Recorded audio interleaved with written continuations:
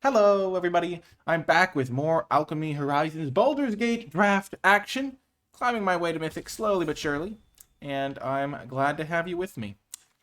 This set's not my favorite, but it is fun to try and climb, so we're going to do our best. Okay, so my general strategy is if you're not wheeling literally every blue card, it's probably not worth playing blue, because it's like a very weak color at common, so you can get good cards like Juvenile Mistdragon, but if you're relying on the commons, they're pretty weak. In this pack, I like Kalain because I think Black-Red is excellent, and I also like Blessed Hippogriff because every time my opponent plays this card against me, I feel like I lose the game. The rare is interesting. It's going to draw you, if my library has more cards, and then they mill 5, so you're going to start drawing a card every turn, but still, I don't really want to go down this blue-black path. Starting with a blue card is just really not where I want to be, even though you can just splash this in like a black-red treasure deck.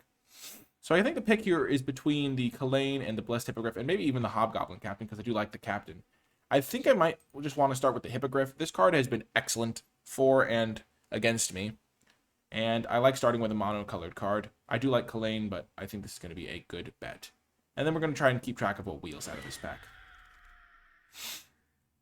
Okay, so in this pack, the rare is missing, so it's really hard to get a signal when the rare is missing, because that could be a powerful card in any color.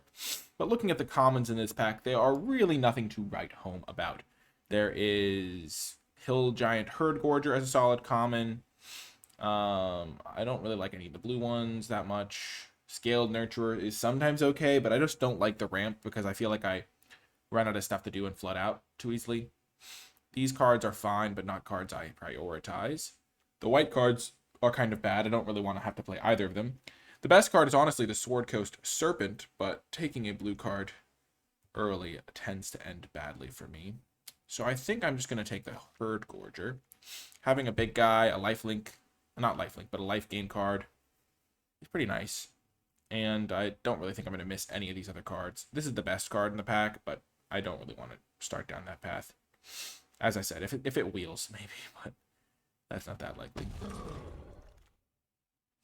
Okay, so we have a white card that we first picked and a green card.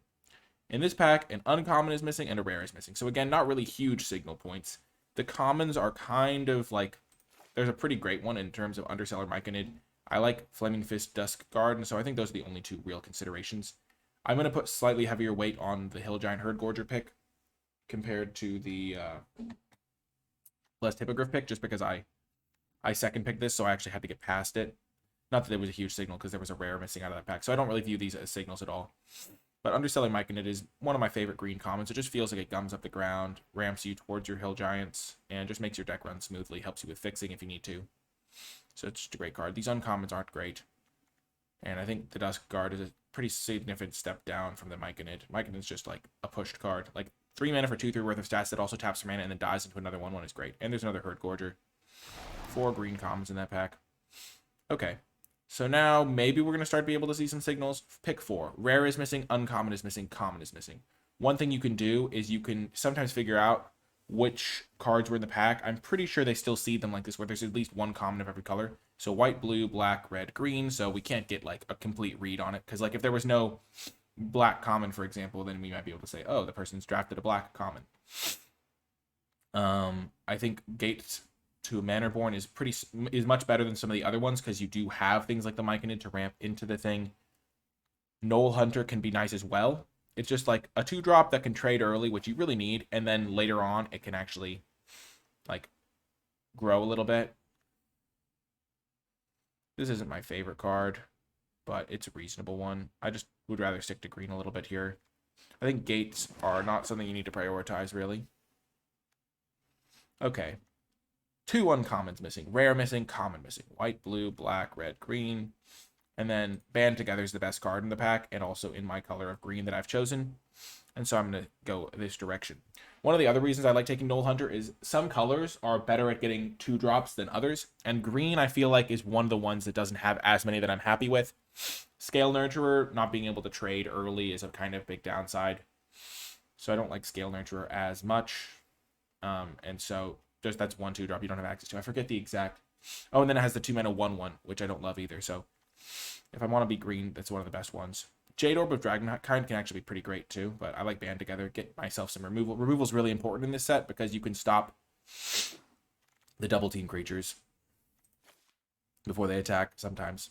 Okay, so 3 uncommons missing, rare missing, common missing, white, blue, black, red, green. Again, I think at this point that's just like a nice little checklist to go for. Oh, right, and the Death Toucher. The Death Toucher is one I'm pretty fine playing too, especially in these slower decks. But Deadly Dispute is one of my favorite black commons. I don't think other players are necessarily as high on it. And then there's Shambling Ghast, Hobgoblin Captain. We've been seeing a lot of these, so maybe we could go towards a red-green deck, but we're just going to keep taking the green cards and see where that leads us. Because that'll leave us flexible going into pack 2. So I like Druidic Ritual in black-green specifically, because it's nice to be able to fuel your graveyard synergies a little bit. I don't love Circle of Land Druid. Inspiring Bard is a fine option, just some life gain, or pushing through some damage. You hear something on watch can be fine. I think I'm just going to keep taking green cards because I'm guaranteed to be able to play these. 1 copy of this fuels my deck nicely. It's nice to have a little bit of life gain, like from these sorts of things. And then we'll just see where it takes us. If you're wondering why I'm not considering Pilgrim's Eye that strongly, it's just because I don't think Pilgrim's Eye is that good in the format. It's just too small. Now I might take this over a second Bard, but honestly, I could just keep taking Bards. So if it's a meta thing where it's like, okay, my deck wants to be able to beat aggro decks, control decks, and mid-range decks. If I can beat every deck, I'll be happy. I just can keep taking these Bards, and that just makes my aggro matchup very nice because I just gained 3 extra life a couple times. That just like gives me an extra turn. Okay, we wield Kalane. I almost picked that the first time around. So what is missing out of this pack? The blue-black card, the Juvenile Mist Dragon. That's 2 cards. Undersimplify is missing from this pack, so 3 blue cards. So I'm glad that we're not playing blue because blue is getting snapped up. And we might be like one of the only green drafters. I don't love Follow the Tracks. Shoot, I could have screenshotted it, but I'm pretty sure there was a few blue cards. We almost took Kalane, or we took the Hippogriff over it, I think. Okay. We could just go complete meta and just keep taking all these cards to gain us life. I think we have been seeing a decent amount of red, though, and as a potentially big mana deck, I think this will be nice. Going for a double red card doesn't seem like the play, especially because it's kind of clunky removal anyway. We'll just give ourselves options. I like this type of card. I do not like this guy, though. Arcane Archery is more of an aggressive card. I don't like Circle of the Moon Druid, though. It's just kind of bad stat line. 2/4 is a fine blocker, but I'd rather just get other things. So I'd rather have access to this, I think. And I don't think the Immolator is very good at all. I've been very unimpressed with it. It plays it like a 4-mana 2/4 basically every time. Devoted Paladin has been better than I thought it would be, but I think I'm just going to keep taking the green cards because I have a couple of like random 1/1s from the Myconids and stuff. And I think having just never passing a green card is going to be strong for signaling. Okay. That's a late Flaming Fist Dusk Guard. Okay. So in this pack, there's only 1 green card. We don't want it. No good red cards. The rare, pretty solid, but we're not going to go into blue, especially after what we saw. It's going to be heavily contested as a color. I think white is actually open. We keep seeing you hear something on watches. And so the pick here mainly for me is between Steadfast Unicorn, you hear something on watch, and Guiding Bolt. And I'm just going to take the Bolt. I've been pretty impressed when people play this against me. It feels like there's a decent number of creatures I can hit, and the Scry 2 is pretty nice. So I like that as a pick. Unicorn has impressed me, but I like just getting the removal spells. As I said, removal is a pretty big priority for me. And I'm not even sure if I'm going to play white. This is just a pack that I'm opening. But getting such a late Flaming Fist Dusk Guard is a nice little pointer in the right direction for me. Okay, and then there's a Priest, there's a Underseller Myconid, and there's a Dragon's Fire. And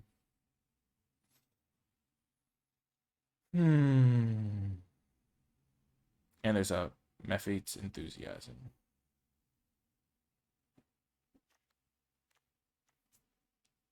I think white was open. We could just play green-white. We have a lot of life gain enablers if we get some of those payoffs. Let's bring that in the Myconid.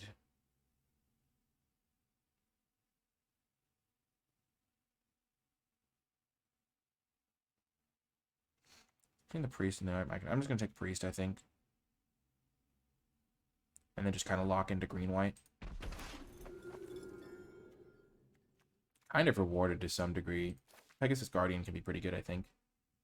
We have some good ETBs. We have this thing, this thing, this thing, this thing, this thing. And so I think this is going to be a pretty solid card. Just gives us some nice power. Steadfast Paladin would also be good. Hello, horse. What? I haven't actually gotten to play with it or against this card all that much, but I think it's performed pretty well when I've seen it.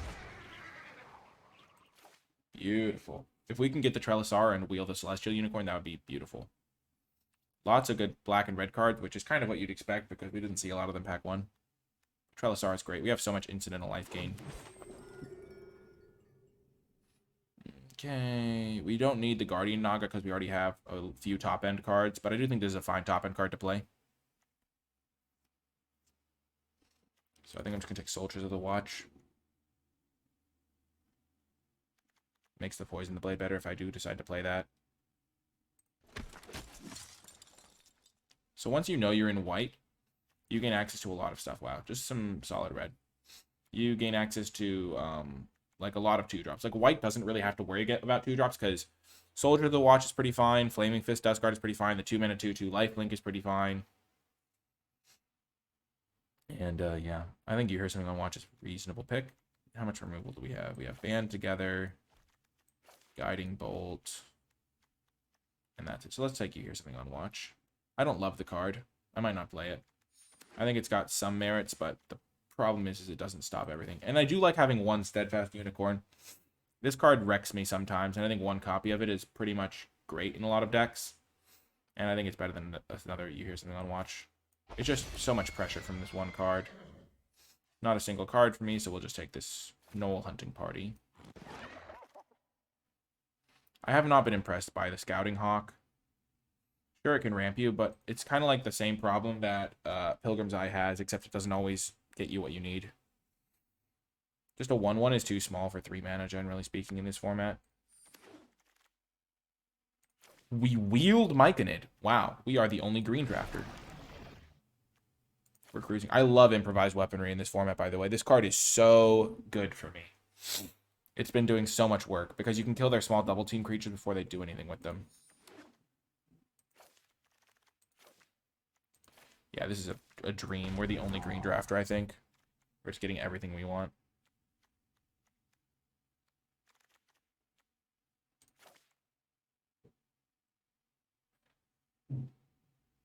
Yeah, this card's fine in, like, if you have a ton of cut multiples, maybe. Not even sure if that's true, though. Could just be terrible. Attacks or die. I'm just reading this. There's no chance I take a double red card here. Okay. Interesting. So there's this thing. Dies, you may search for a live dragon card, reveal it, put it in your hand. This card's been pretty good against me, but I don't have a single dragon right now, and I don't really want to have to bias my picks to get one. Then there's 2 mana 2/2, and then there's just Owlbear. And then there's Rescue Rachiwa.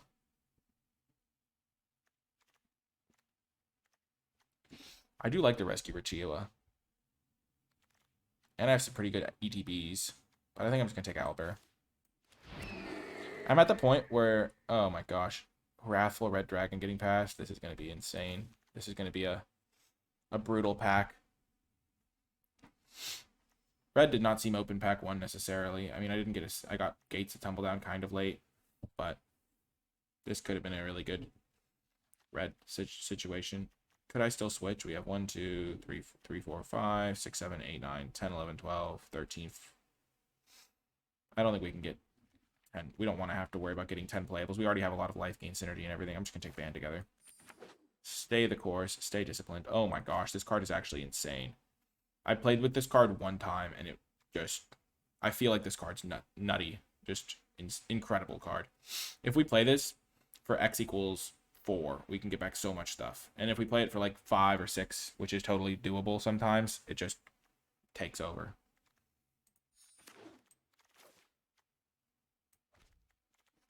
Just classic 1-card late game.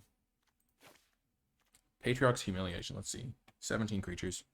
We have 1, 2, 3, 4 2-drops right now. I'm a pretty big fan of the Patriarch's Humiliation, not gonna lie. I do like Steadfast Paladin. Plays well with things like the Bard.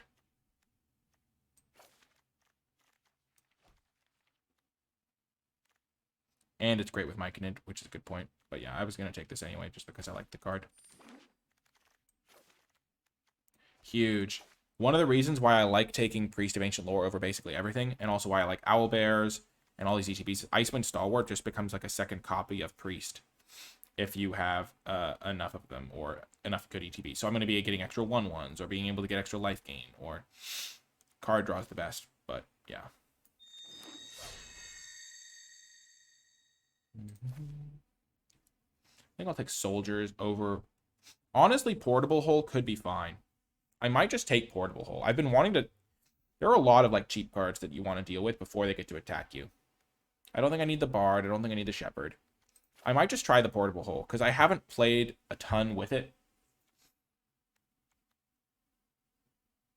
But I think it could be good. Herd Gorger.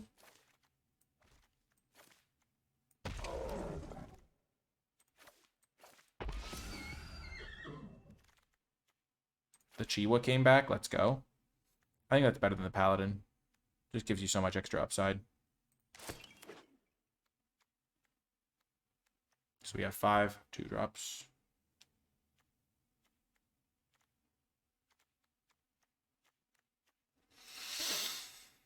I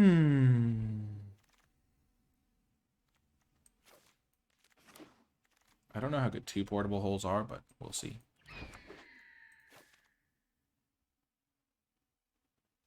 Yeah, I'm not looking at the red cards anymore. If that, yeah, Dragonfire Wheeling is kind of nutty.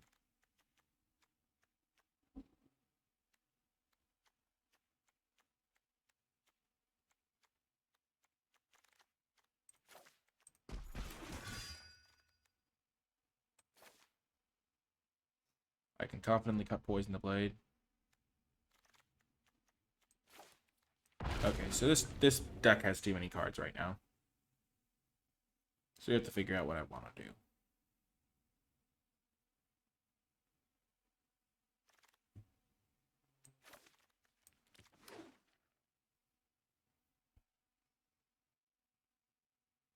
Oh, man.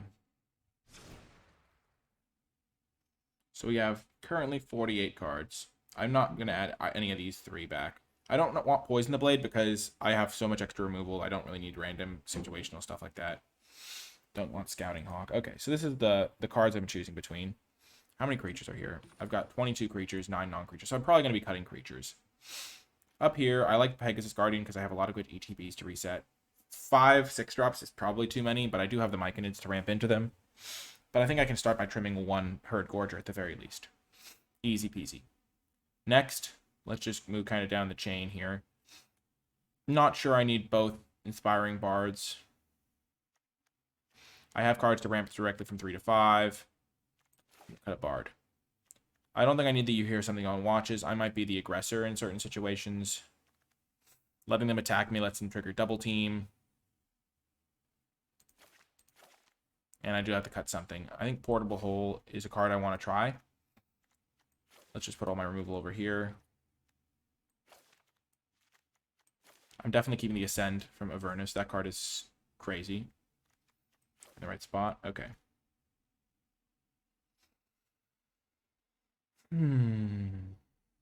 It's a tough choices here. I do like the Unicorn, especially with the double Myconid and the fact that I have a bunch of creatures. I could cut Knoll Hunter. It's like a vanilla 2/2, and I already have like decent early game stuff. And it makes it so I can bias more towards white in the early turns, maybe. Like 9/8. That way my 2-drops are more consistent. Like this lifelink is pretty nice on that guy. I think it was going to be more relevant.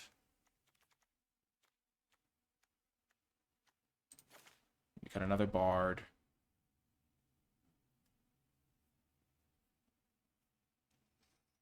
See, here I have every card I could possibly want. Unicorn is nice if I have life gain consistently. What cards do I have that gain me life without having to enter battlefield? I think I can cut it now because I think Trelisar is worth it because it's a 2/2, and when I do gain life from like incidental stuff, it'll be nice. But the Unicorn is not necessary because I have cut a lot of the random life gain stuff. Like once I cut both Bards and a Hill Gorger, the Unicorn gets a lot worse. This Unicorn's nice still though. 17 creatures still, especially because I have a couple that make multiples and ways to flicker them. And Avernus is nice to bring back a bunch of stuff all at once. So 3, 4, 5, 6 removal spells. And I only have 7, and then I have Descent. So my deck is pretty straightforward. Keeping. I'm pretty happy to have the Chiwa and the Stalwart and the Pegasus Guardian to raid trigger my Enter the Battlefield effects. I think I can cut one more Herd Gorger just to keep my deck cheap. And I think this is going to be how I run it. 16 creatures. I think this Unicorn is going to be really good. It's been pretty good for me. We're going to make Ascent from Avernus, our Arch. And this is going to be the deck. It's also nice to be able to bias towards white because then getting triple white is easier. We have Myconids for some ramp. Overall, this deck looks sweet, and I'm excited to see how it does. I'll see you folks in the games. Before I get to the games, I want to give a huge shout out to all of the patrons who support my content at patreon.com/NicolaiBolas, and special thanks to those who support at the credits level. If you've never seen the Patreon page, this is what it looks like. It features tons of different membership levels depending on how much you would like to contribute towards my channel, and also which rewards you would like to gain access to. Things like tier lists, Patreon polls, bonus content being put in the credits, and even coaching at the highest level. And then it also contains all the information that you need to know about Patreon, like what it is, how it works, and then what the funds go towards, such as the Patreon goals and things like that. And then you gain access to all of the Patreon posts for your level. Anyway, I really do appreciate all of the patrons who support my work in this way. It makes a big difference in my ability to make content, and so I just want to say thank you. And without further ado, let's get to the games. Welcome to round 1. We are on the draw. We have all of our expensive cards, but we're going to keep it anyway. Because we can draw lands, we can draw Myconids, and we have a 2-drop, and both our colors. And the bar for mulliganing for me is pretty high.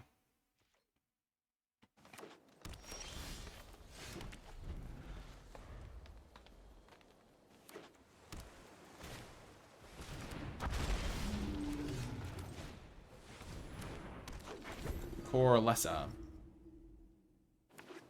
Blue-green. Blue-green should be a free win, generally speaking, as long as I draw consistently. The deck just doesn't have as high card quality, generally speaking, unless they have higher rarity stuff. Okay. Full Teamer Dragons.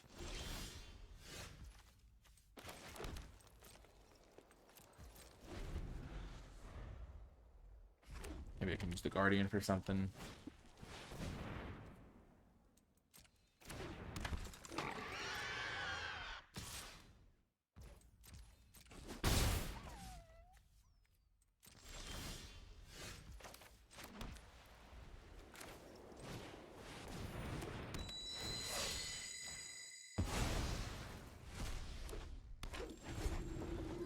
Let's just get my creatures into play.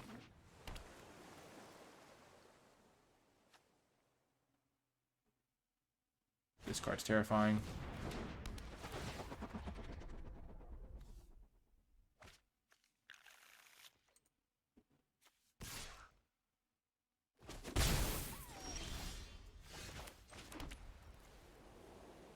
So I'm going to be able to play 2 Herd Gorgers back to back, grow my Trelisara Scry a couple times.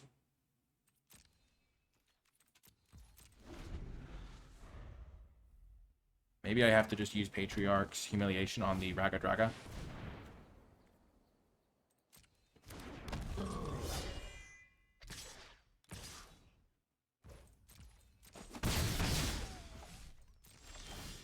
But I can't imagine they have infinite.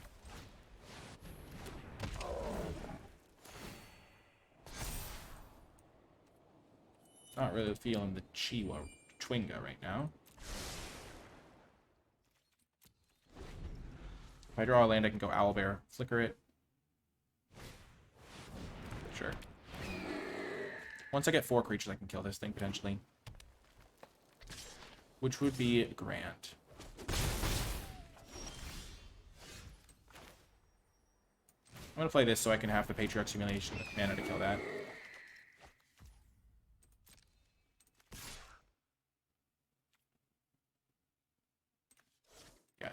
without attacking. That would be ludicrous. I don't think they have a 7-mana spell. Sure.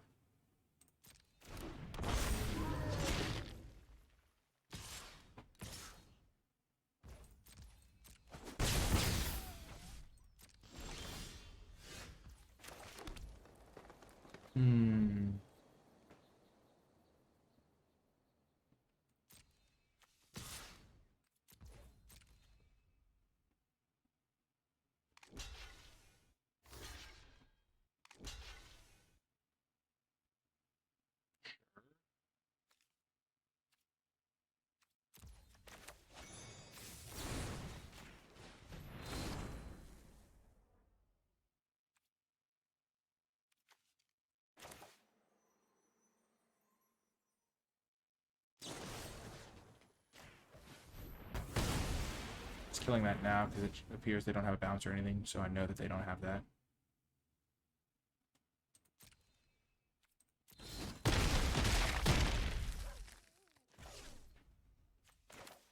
So I could play Pegasus Guardian, flicker this thing.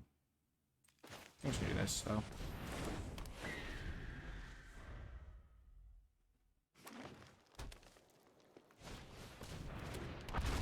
Okay, they got a free dragon off the top. The horror.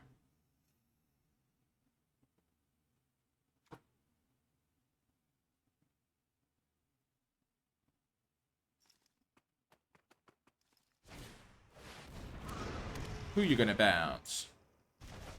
Oh, Trelisara, okay.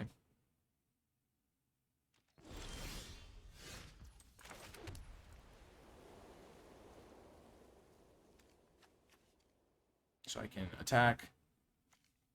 I think I might. So if I attack with these two, they'll go block, block. I eat the Pilgrim's Eye, kill the Air Cult Elemental. I could also go Trelisara, another Hill Gorger. But I like that they have nothing up right now. So I could go this, this, this. That's 7. I think that's the best.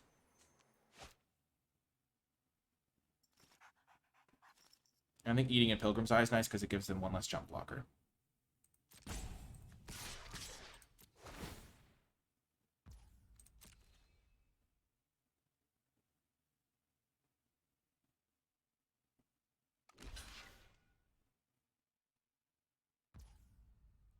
Okay.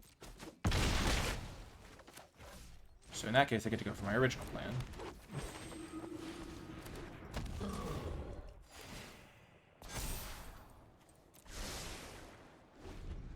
Ugh.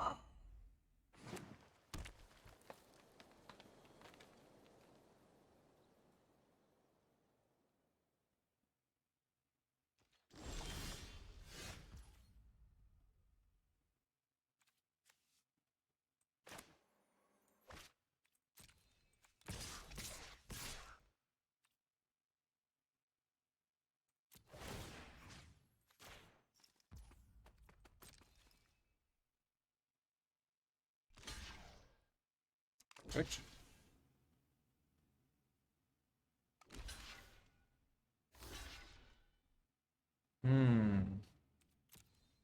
So, I think what I'm going to do is I'm going to use this to kill an extra 4/4, and then I'm going to flicker this thing.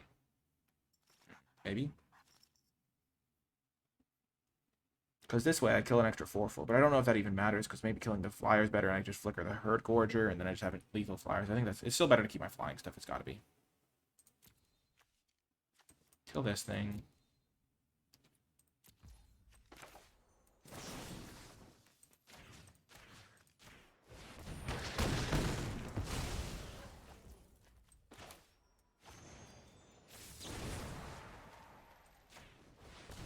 And I get an extra scry.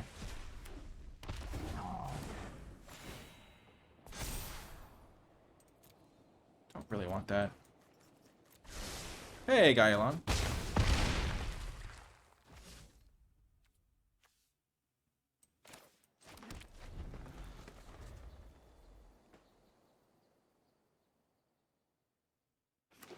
I know flickering this to draw a card is appealing, but... Oh, ho, ho.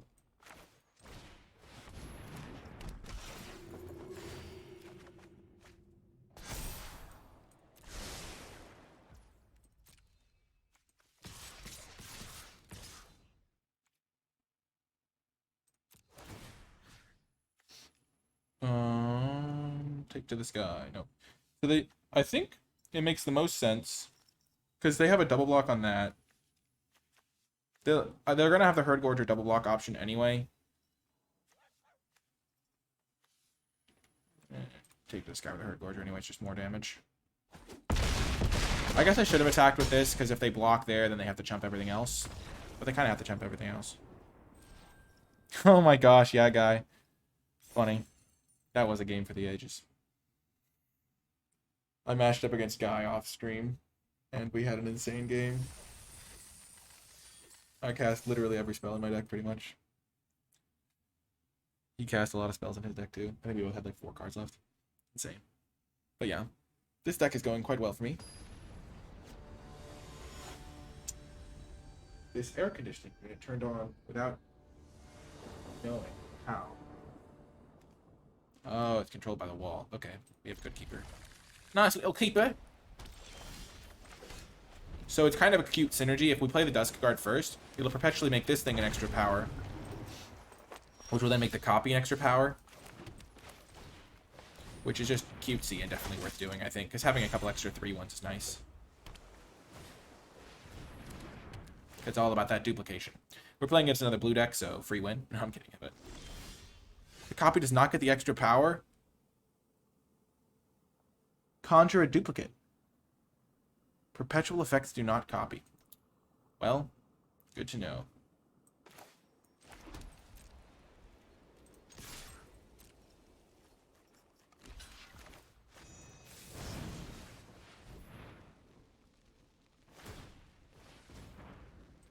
That is surprising and not how I thought Double Team would interact with Perpetual, not gonna lie.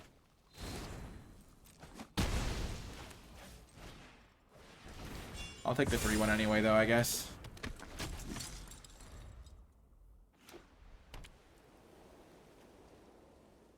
I don't really know how most of the mechanics work. I just play them and then see what happens. Oh, let's go. I love me an Ascent from Avernus.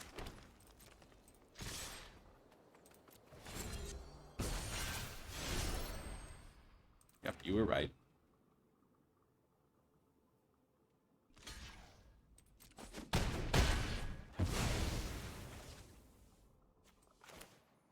If they have counter, unless I pay 2, I'd rather they use it now. They don't. Okay, so what do they have in their hand? They discarded a land, so they could be flooded. They would have countered the thing, so I don't think they have counters.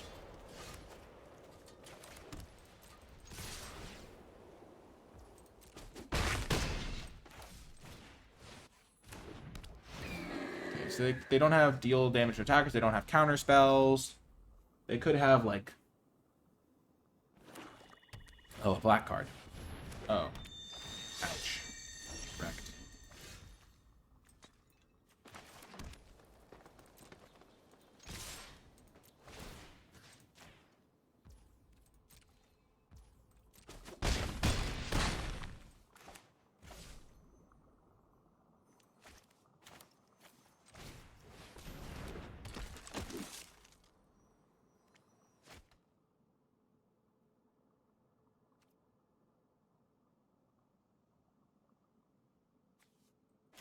I was thinking about playing around a sweeper, but because I have the Ascent, it's not going to matter.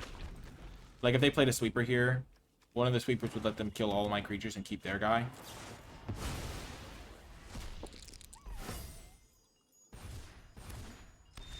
They rolled a 20, and I got worried for a second. I was like, wait, what? They have a 20? What did that do? Pourquoi? Je ne comprends pas. Qu'est-ce que c'est? Le Naturel 20?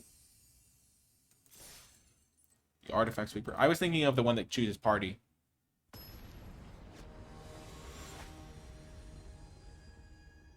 La frappe qui...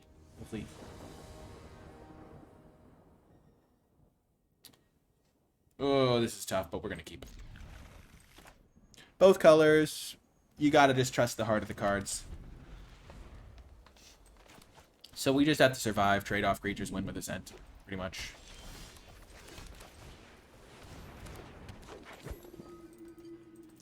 Yeah, wasn't worried about... I wasn't as worried about a sweeper because I had my Ascent to... And also that was double black, but yeah, I get what you're saying.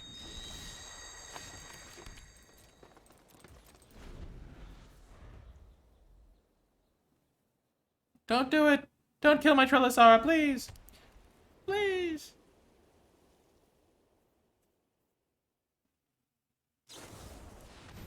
Ascent is a dope card.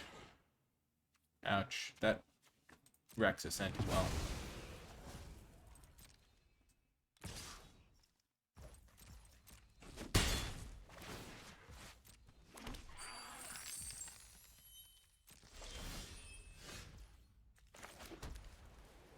Oh, do I go full greed? No, I don't. I could have gone for the, like, wait and see strat, but I'm not going to do that. Just puts me too far behind, even though they only have 1 power in play right now.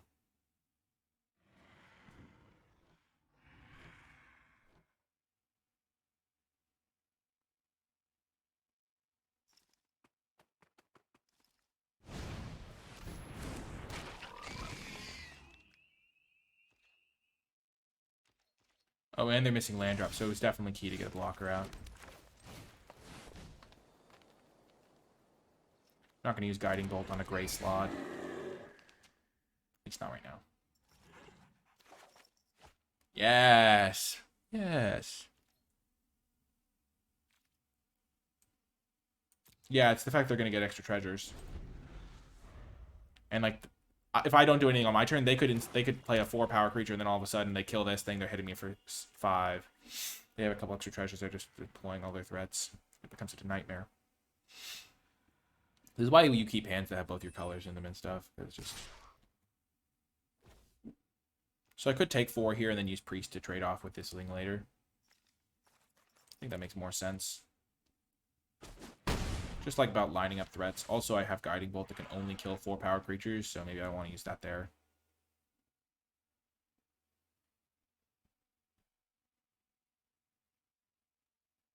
But I'd much rather line this up with that.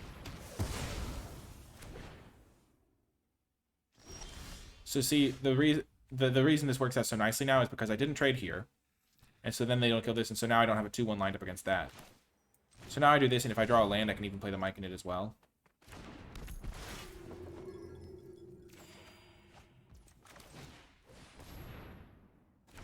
But it's just, I was willing to take 4 damage to give myself better, like, basically, cards on board and stuff. Not attacking still, because I just need to survive to cast this, so even trading, like, trading damage isn't good. Like, if I have to make these trades. I guess this trade would be fine. I just don't want to have to worry about all that stuff.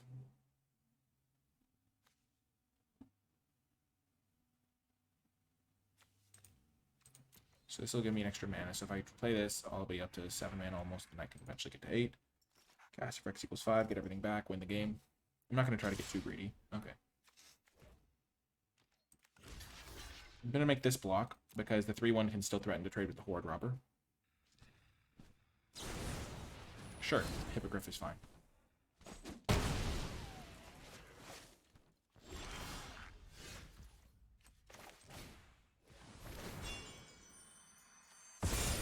I like this game thing being a 2-2 better anyway. Because this thing is more going to be tapping for mana.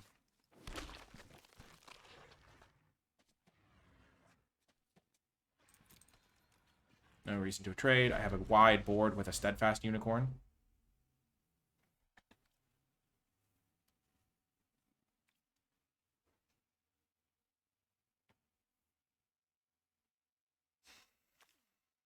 I'm glad I didn't use Band Together on the Imp, because then I can use it on the Hippogriff.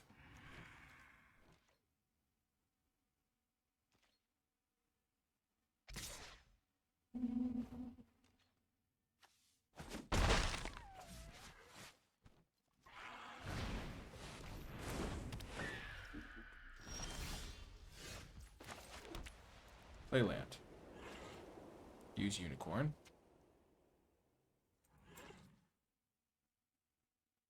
We don't quite have 7.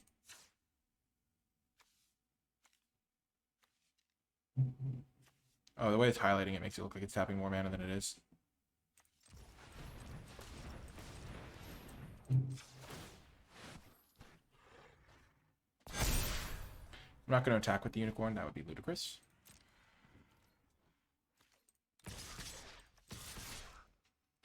If I attack like this, I expect them to go block there.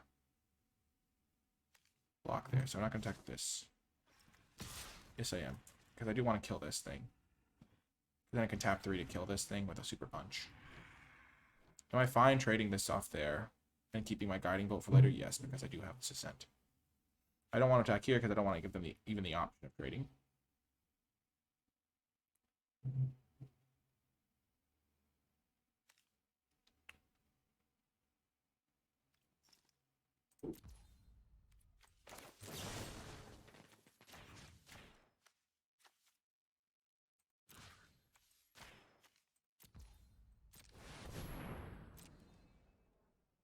They have another hippogriff, it's kind of a problem, but...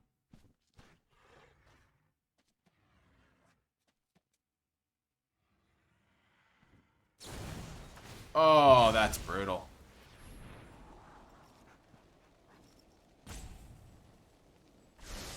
That is an ouch.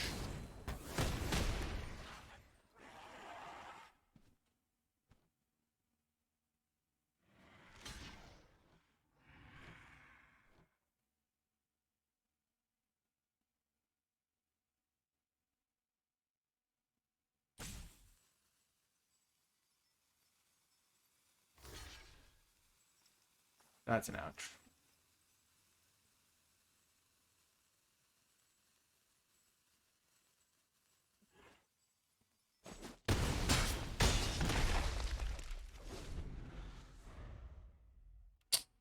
Dang.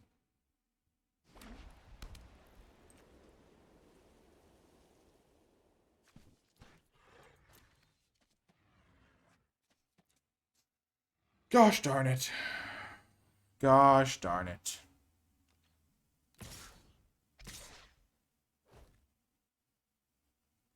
Really?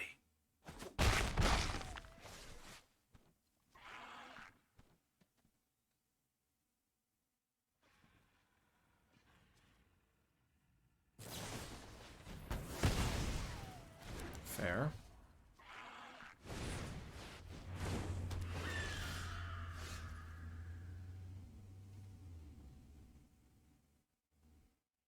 So I want to...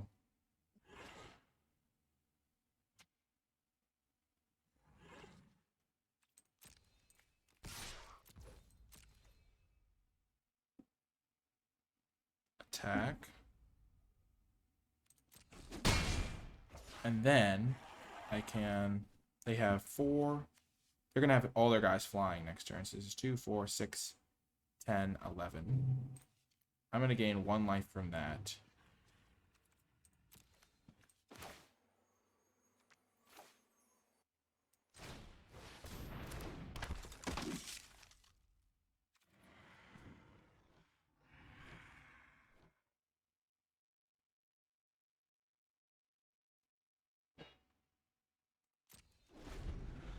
I think I'm dead.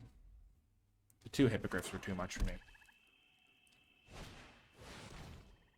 Sure.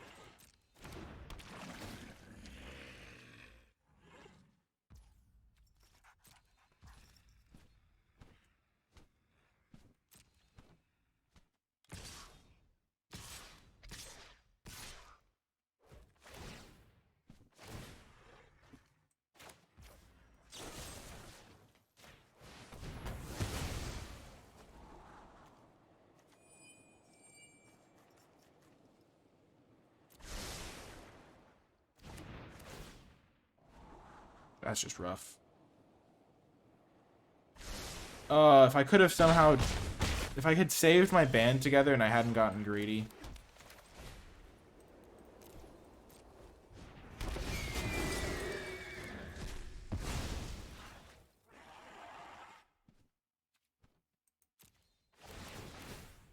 It's just so unfortunate.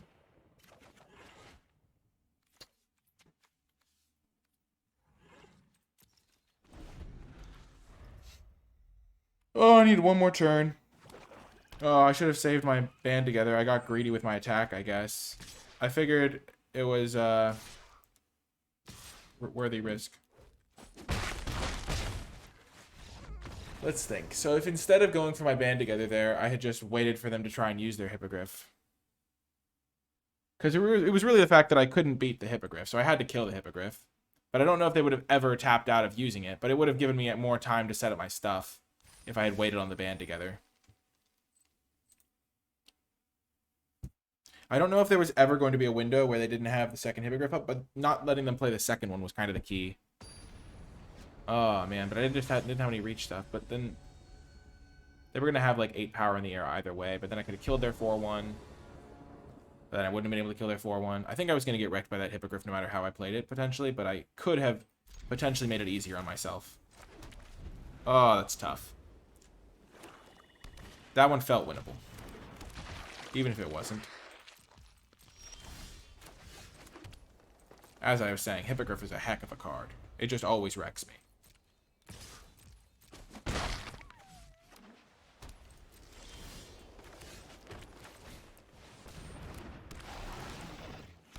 I don't know what I could have done differently, though. I think my play was fine. It was the most, like, optimal if they don't have the Hippogriff.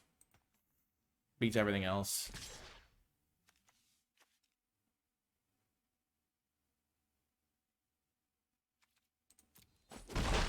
See, I'm willing to take the damage to not give them a treasure to ramp, or a, ability to kill my ramp, because maybe I can use the ramp for something.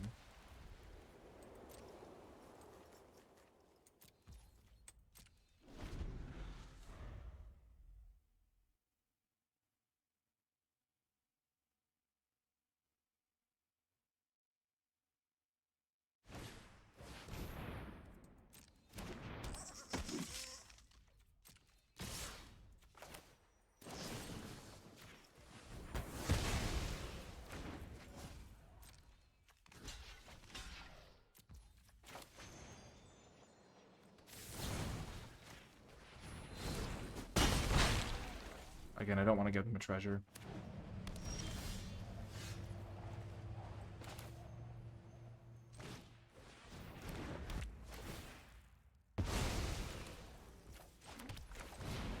Maybe I could have used this portable hole better, but it feels like a reasonable target at the very least.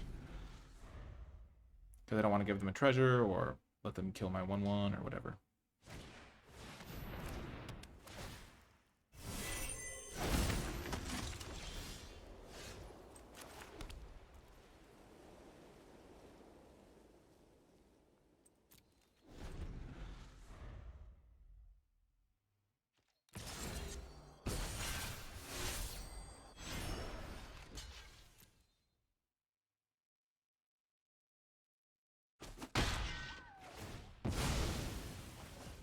I have all the mana I need, so I'm fine.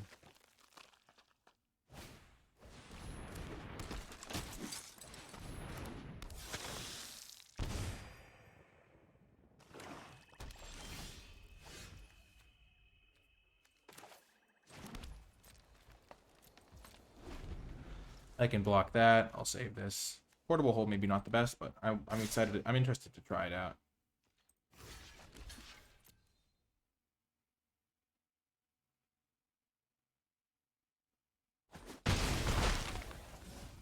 They have 4 cards, 3 cards.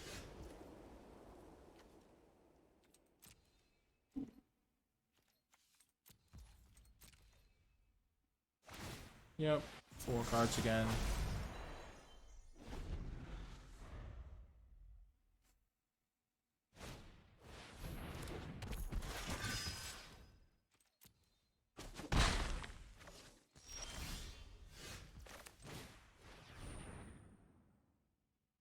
I'm just gonna play around the mill 2, discard 2 card.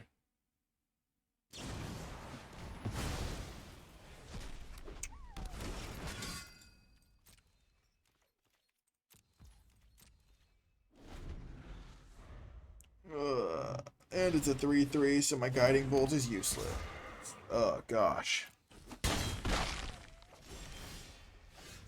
Heck yes.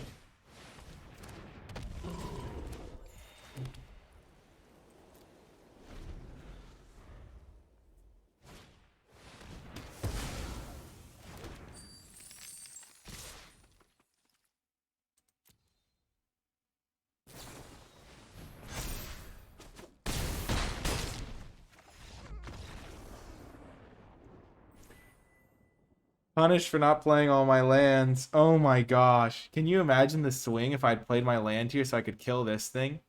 Sure, I'd be at 4, but they wouldn't have this thing. And then I have actual tons of live top decks. I've just gotten so burned by the discard spell, even though it's a bad card, that it felt worth it to play around because I didn't have anything to spend my mana on anyway. Man, that's a tough one. Because there's definitely, like, merits to both sides, so I don't think it's, like, 100%, oh, you should have played your land, or 100%, oh, you should, like, keep your land. But, like, there's pros and cons, and I just got decimated by the con there. Ouch.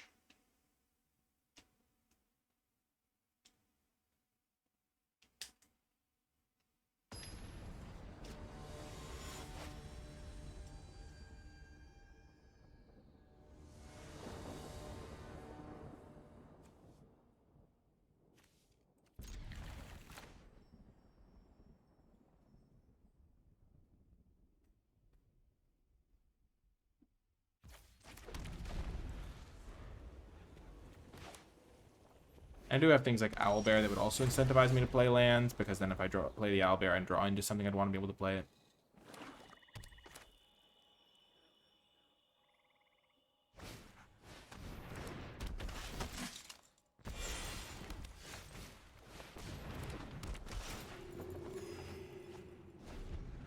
Ah, the Rescuer Chwinga.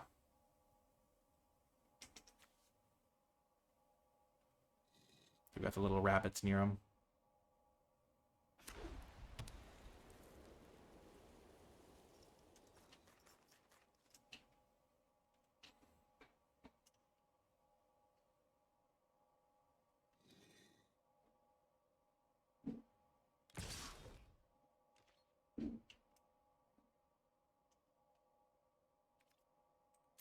I'm going to use the Chwinga. I'll be able to get a free block next turn or whatever.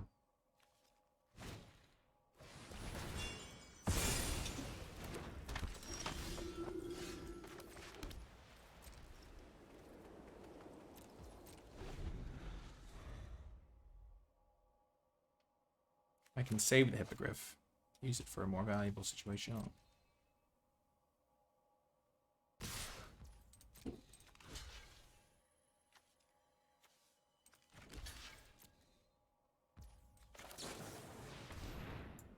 Chwinga to the rescue.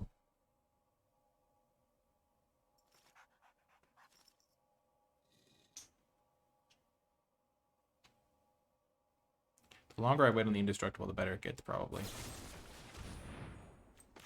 Haha.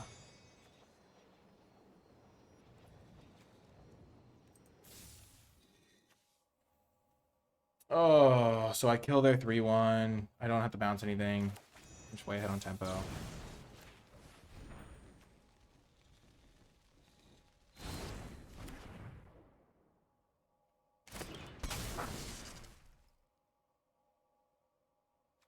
So I think I am happy killing this now.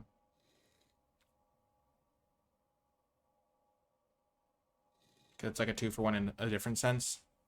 Because this thing's indestructible.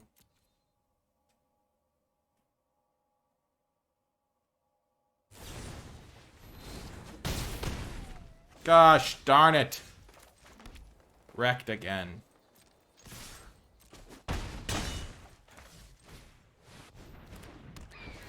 Oh, Hippogriff, my nemesis. Thou art a true enemy of the realm. I shall kill you in a humiliating fashion, no less. You shall fear me. What an attack. I must block. Sure, wrecked. And when I say must block, it was not a must block, but I wanted to block. And now they might not be able to play this. Or might not have another play at all.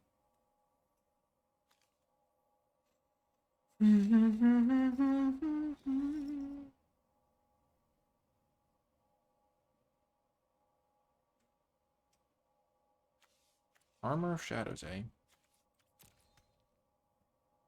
When a card is bad enough that I don't see it consistently, I just stop playing around.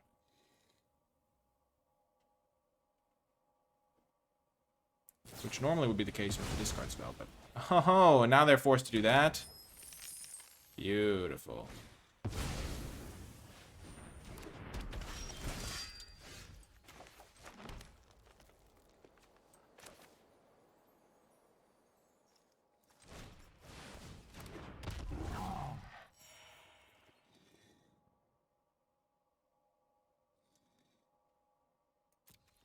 It's a cowardly non-attack there. I could have attacked with this guy. But if they kill this, I want to have options. And I want to be able to flicker this, so I don't want to trade with it.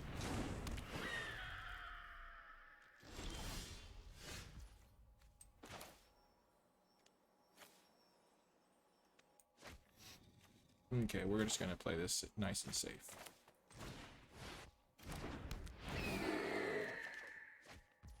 What are the odds of them having another Hippogriff?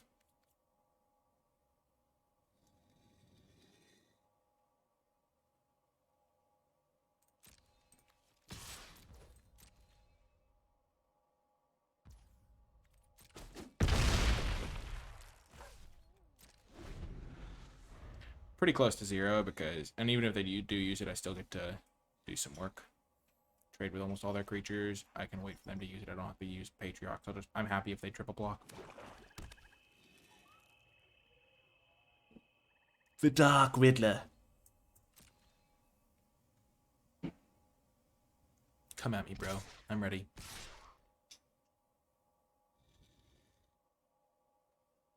Oh, it's not Patriarch. It's Patriarch. What's a Patriarch? Guten Abend. Wie geht es Ihnen?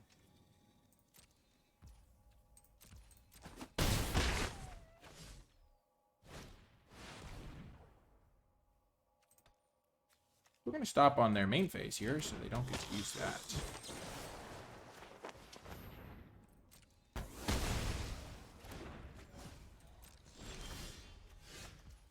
And they are dead.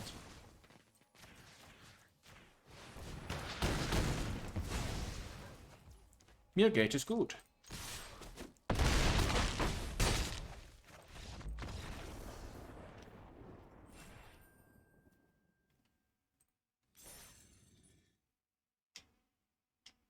I practiced my German for the first time in a while, a few days ago. A few days in a while, like 2 days ago. So I'm gonna maybe get back into it now that traveling is more of a possibility. Maybe I'll go to Germany next year.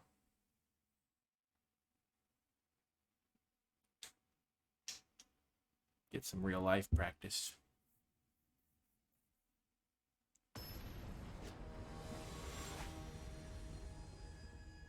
When I haven't practiced for a while, I don't remember how to say a lot of the words, but I recognize almost all the words that I do here. Okay. Time to maybe see this thing get some redemption. Maybe it's just a bad card, but good to get reps. It's good to get reps with the uncommons because you don't get to see them as much. So then when you're in the highest stakes drafts, you know.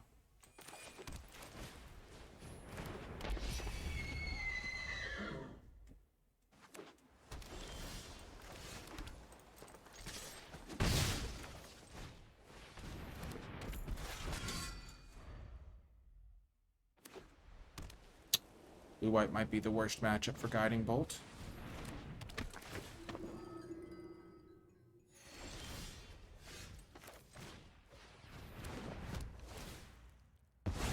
Getting rid of that guy because he's going to save him like maybe 6 damage.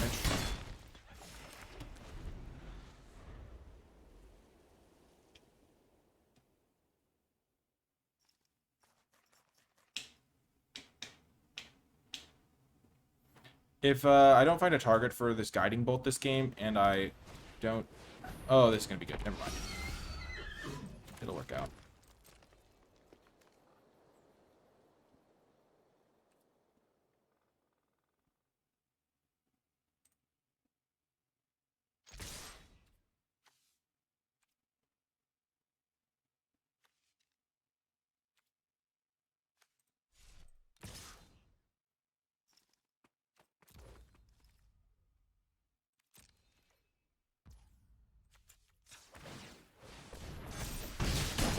I messed that up. I should have done that before.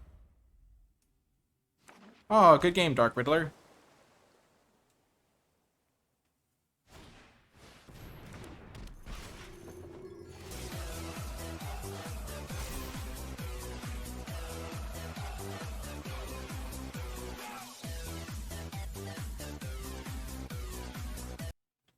Thank you so much, By the Dubs, for the subscription. I really appreciate it.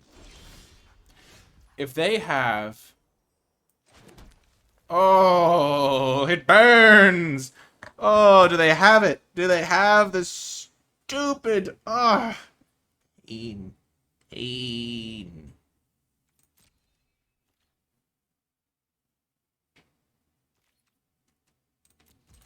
Oh, it burns me. Looks like they have an instant.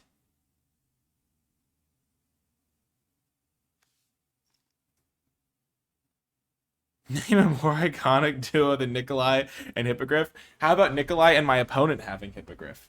That's a classic. That one's pure class. Gosh. Man, I hate this stupid unicorn.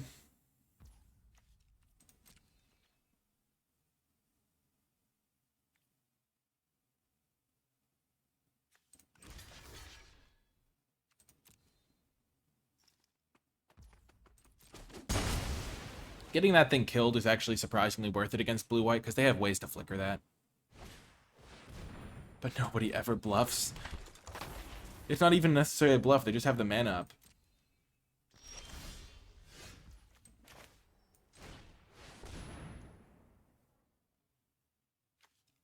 And they're just holding it up, like, they might have a 4-drop to play or something.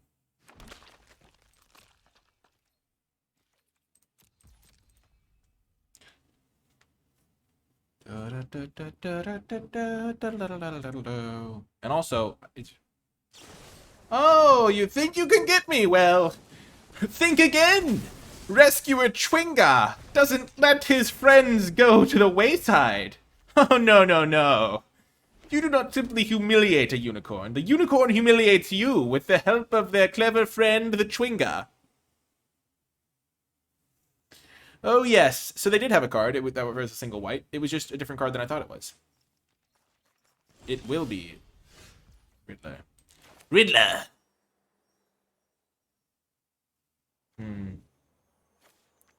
Would I rather have a 1-2 unicorn or probably a buffed version of whatever I play next? Because unicorn doesn't like to tangle at this stage of the game. Aha! They've had 5 mana up. They have not looted. And we will see what we shall see. But the Chwinga has done his job. He has protected the realm. Oh, they never tap out, do they? They never tap out. Oh, rage. Rage against the dying of the light. Oh, rage. Oh, that plains. I've been scarred too many times in the past. And also, the longer this game goes, the better for me. So, like, if they have a Hippogriff and they've just been saving it and taxing themselves by 1 mana every time, that's really good for me. But yes, I shall have my revenge. My revenge! Oh yes, it shall be sweet. Guiding bolt shall save the day. Oh, oh yes, I'm still gloating about the Chwinga saving the unicorn. The Walrus. Welcome, Walrus. Welcome. Also, the fact that they are not using their Val Eager Scholar. We're going to be using the classic MTG Arena technique of not hovering over your opponent's cards to remind them that they can use them. It is a classic strategy. Yes. Also, by the way, thanks for everybody tuning in. Pretty cool viewership, especially because I haven't been streaming as much recently. Been on the road. I have streamed in, like, 8 different US states and, like, 4 different countries or something crazy. Yes, there's definitely a pattern here. They definitely have something for 1 mana that they're holding up this entire game. Because normally people would occasionally tap out.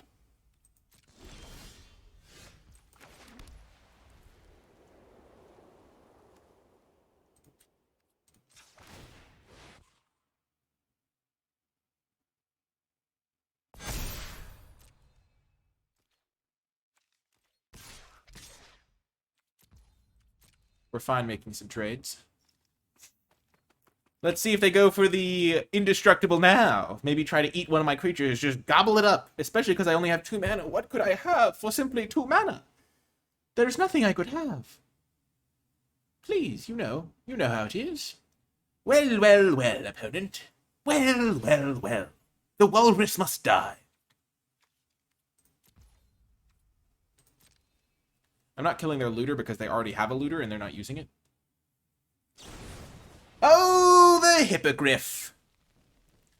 Oh, it's a doozy. I shall use this opportunity to strike.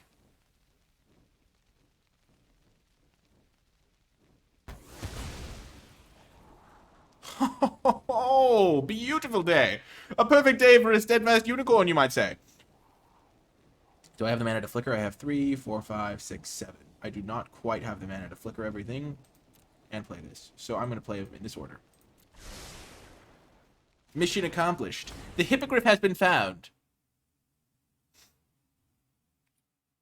Dang. Also, I'm on the front foot, which means they're not going to be able to punish. And as my creatures slowly die, my ascension becomes more inevitable. Oh, the power. Also, they've never used Val. They just don't know. They just forgot it exists. It would be really funny if they started using Dragonborn Looter when they have Val sitting there. So next turn I play Myconid.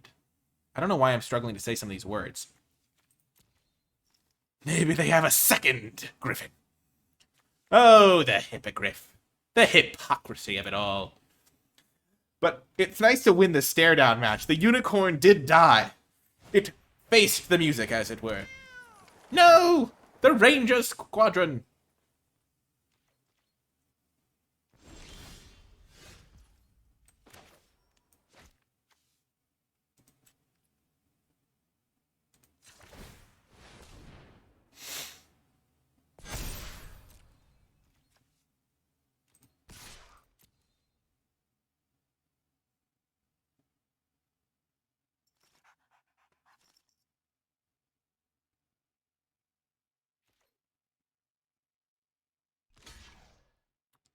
Ah, nice.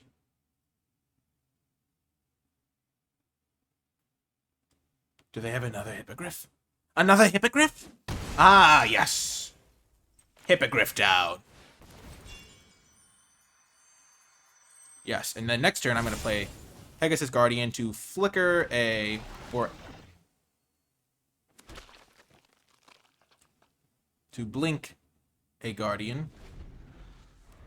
I mean a Myconid, and then play this thing and get an extra 1/1. And then I'll have a billion 1/1s, and my unicorn will carry me to victory! Hooray! Unicorn! Unicorn! They're attacking? What? Je ne comprends pas! Mon opponente attack! It is not fair!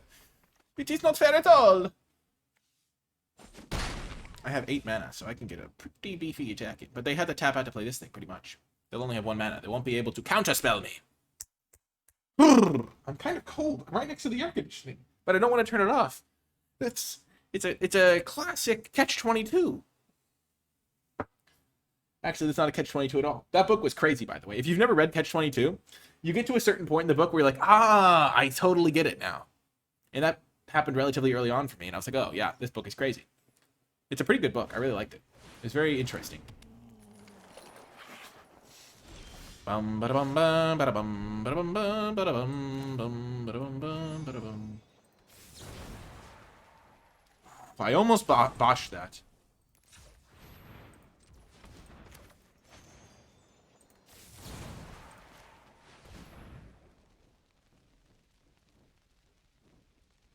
No! Okay, I was worried they had another Patriarch. But I had to tap this because otherwise I'd be summoning sick and wouldn't be able to cast this. Which would be a no-no. Oh yes, the Pegasus Guardian. The Pegasus Dream Team.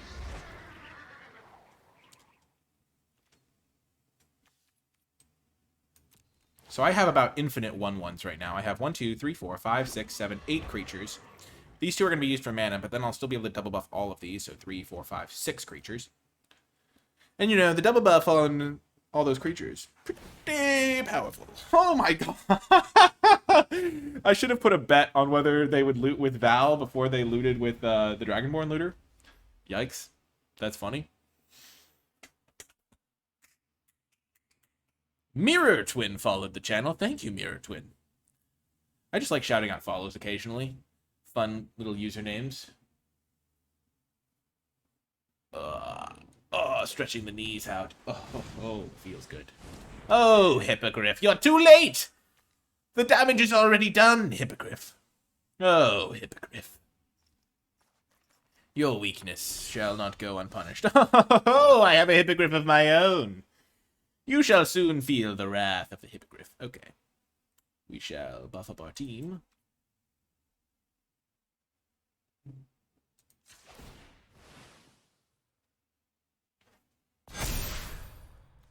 And then we shall attack. Attack!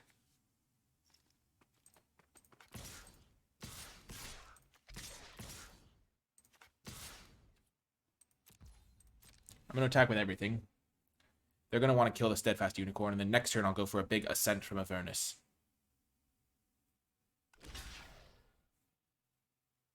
Ah, the double block.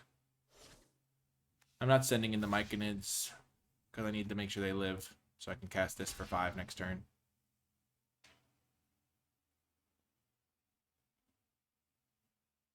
I guess I could have attacked with the Myconids. I totally forgot the Vigilance thing.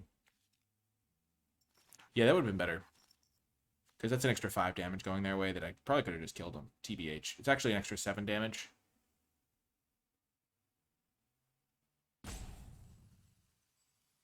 Ouch. I always forget this thing gives Vigilance. I just didn't want them to trade with my Myconids.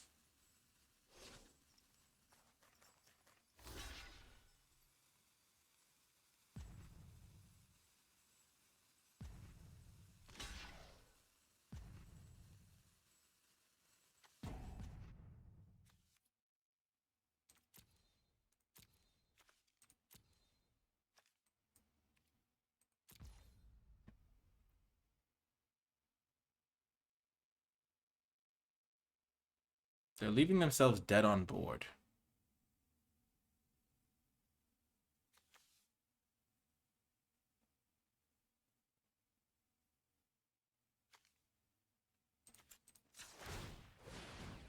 Sure, we'll see what they have. They have to have something.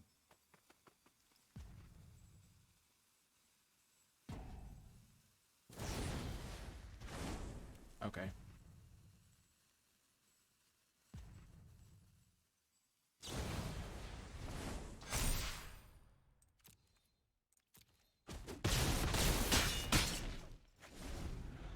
Okay.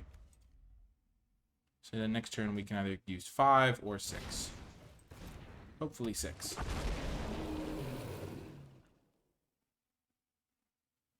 So if I'd attacked with these two, I would have just won. Presumably. Only we had a way to get these creatures back, you know. 1, 2, 3, 4.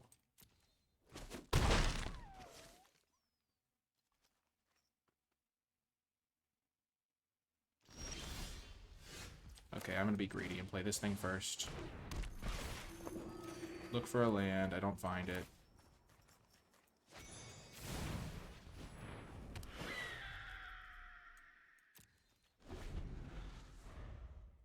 Because getting back the Pegasus is just so nice. 2, 3, 4. 1, 2, 3, 4, 5.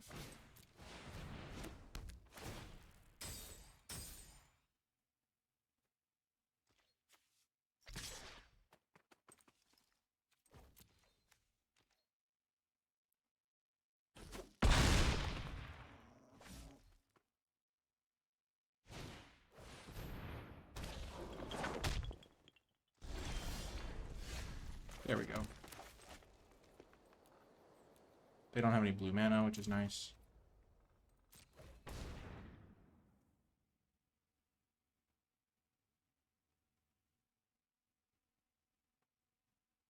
Six, 9, 11.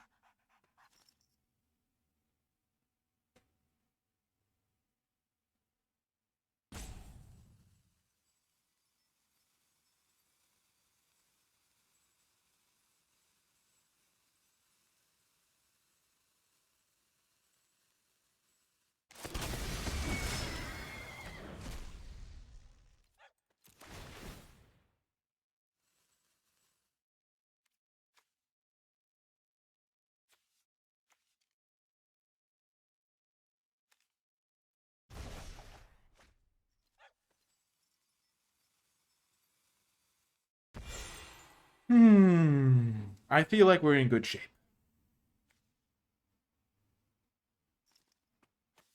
And I get the 1-1 because this thing left the battlefield. Huge.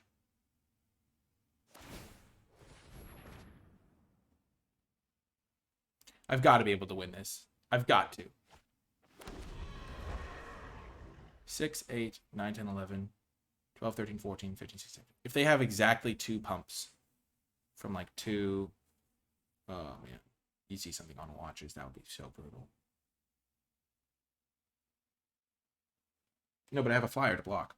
Haha! Oh, yes, opponent. Oh, yes. Get owned. Ownage. No! No! How will I win?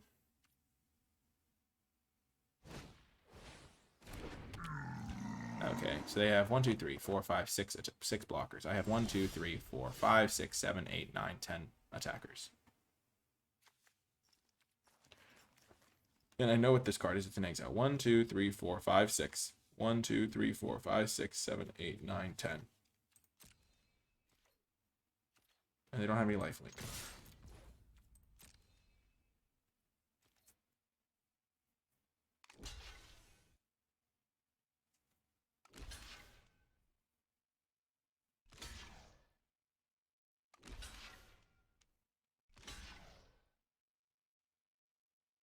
You know what I could have done that would have been genius? Is I could have Chwinga'd back the unicorn. Like, that would have been actually way smarter than getting the hippogriff back. Because then I can't have it killed. I can play it and then just double pump immediately. Genius! Oh, that would have been so much smarter. Think smarter, not harder. I don't know why they're lining up all these blocks. They're super dead. Ooh, I got a text message. Perfect timing. Okay. So they're taking 1, 2, 3, 4, 5.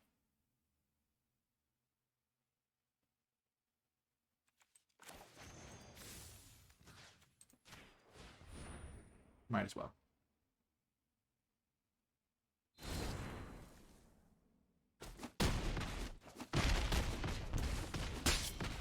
Yes. Got there. Huge. What a win. What a victory. A frabjous win. Was that our 3rd win? Is that just to go to 3 and 2?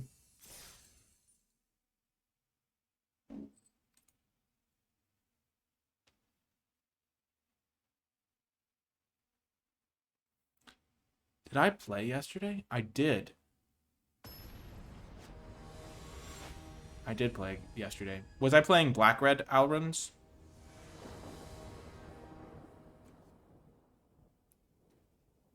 Oh yeah, that sounds like my deck.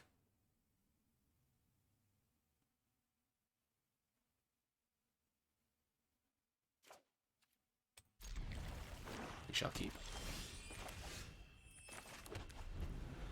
We once more have our ascension.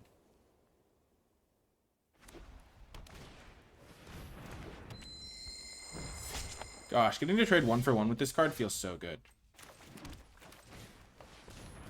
This card is crazy.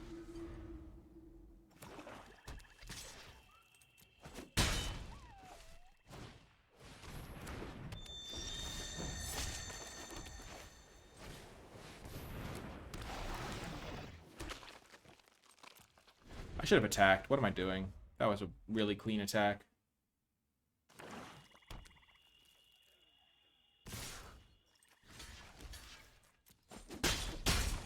Not exactly sure what they're thinking with that attack, though.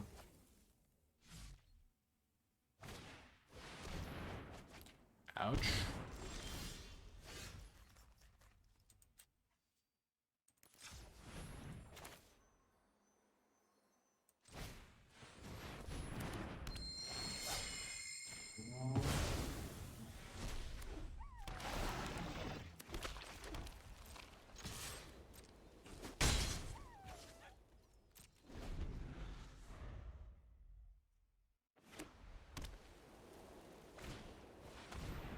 I'm glad you enjoyed it, Alrin.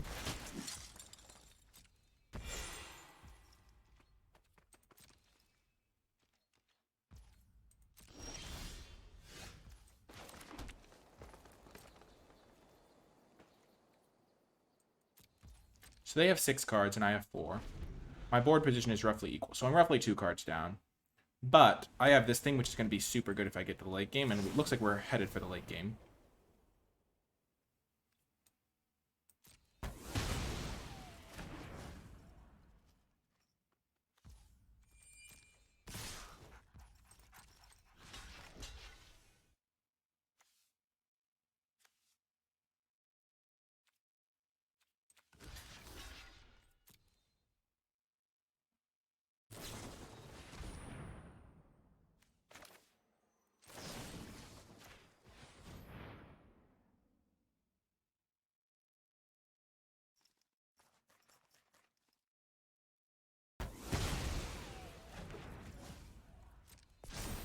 Fine losing this guy. I'm going to get another one, and I can bring it back later.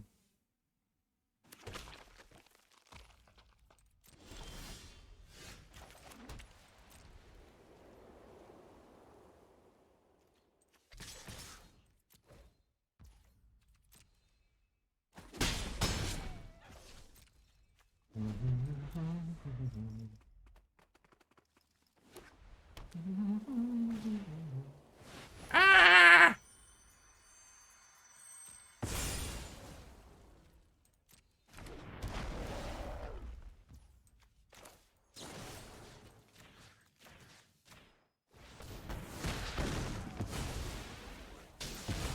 Must be done.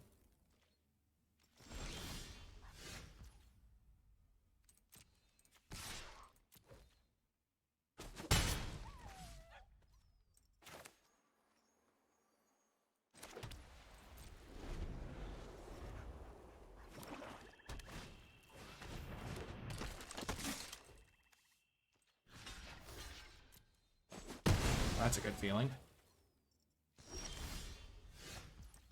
I wonder if they have a Send from Avernus too. That'd be funny.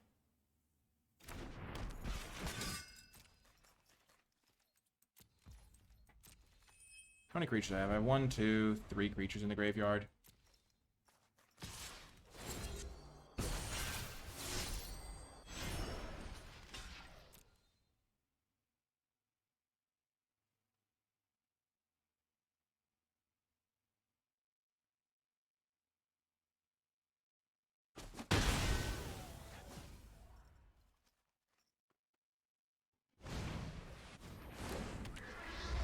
Ow.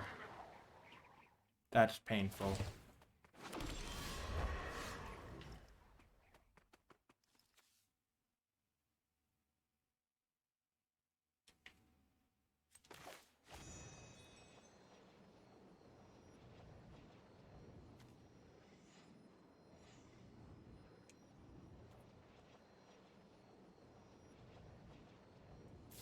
They didn't play this. Why would they not play that?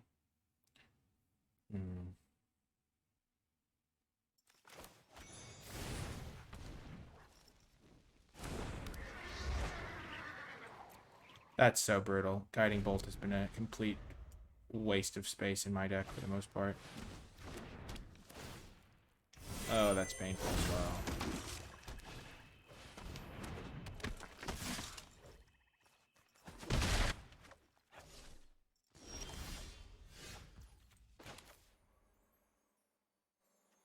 Oh, but I can use the Icewind Stalwart to flicker it, so that's nice.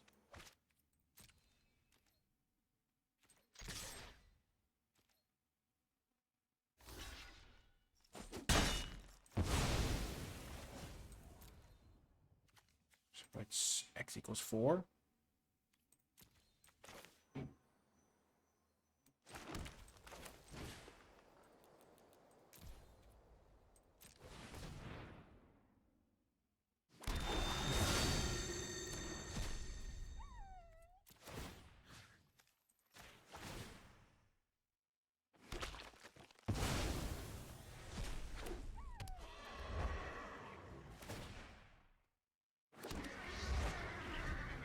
That worked out.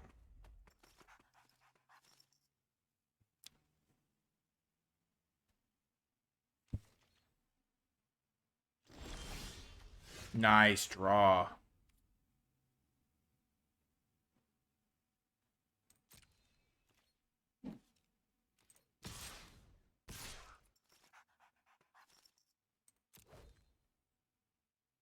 happy to make this trade. Just opens up all my other attacks really nicely.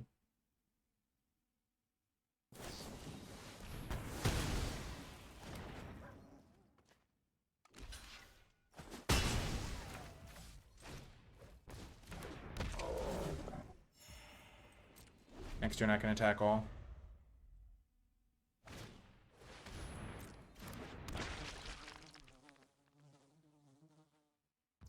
And if they do sacrifice to the ghoul, I can kill it.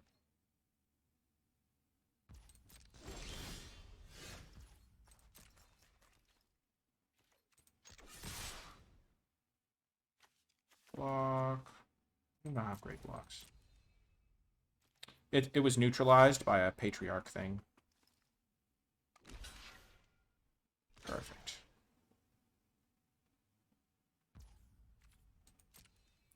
Yep, I was hoping they'd do this so I could use my guiding bolt finally.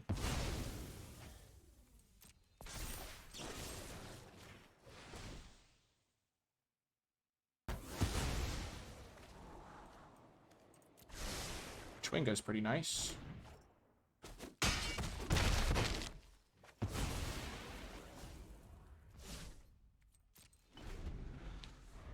think they're dead on board. Boom! Got another win. Got another win on a downward spiral. My love for you went viral. Never to get away from you. Oh, but that one something. Still, oh, 190 is still the highlight. Okay, there we go. That's why highlight rhymes. I didn't need you, and then I went through. I know I lost one game to the Hippogriff, and I feel like I lost another game to some craziness, but I don't really remember. Short memory. That's the key when you're playing Magic. Don't want to remember your losses too hard. Woohoo. On the play, we're going to keep this. We have the tools to survive.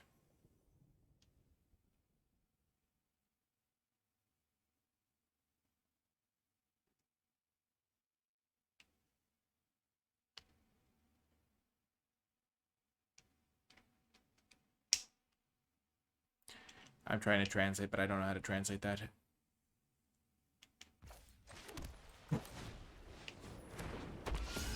I guess we'll see how portable. We have a lot of random situational removal that could be good, but could also be bad.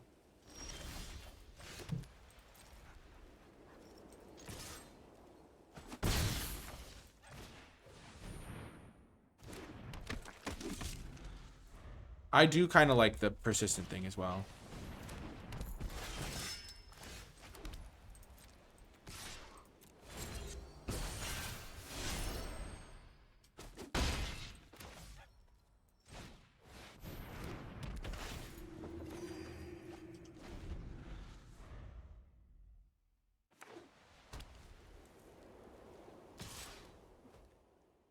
No trade.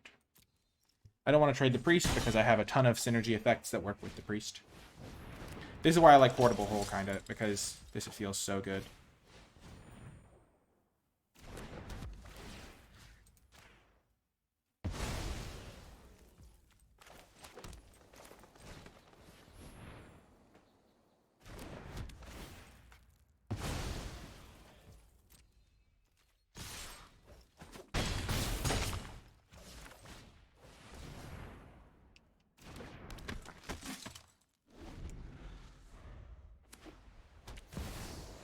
Oh, you're kidding. You're kidding me.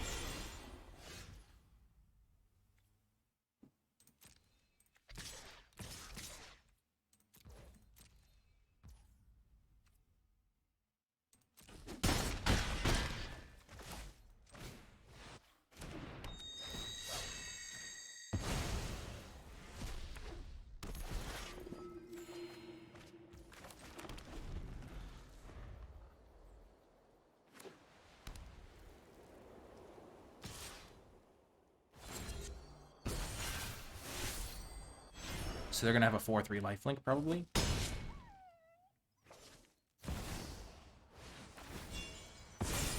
They have to pick lifelink, right?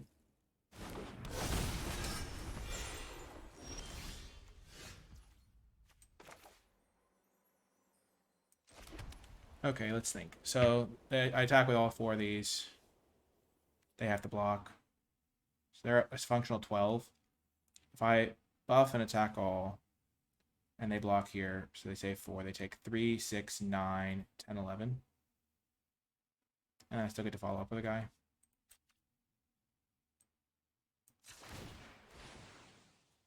And they have to block this. 3, 6, 9, 10, 11. Unless they have the Griff, in which case, well done. You beat me fair and square. Oh, they have it, don't they? Son of a gun. I just can't catch a break.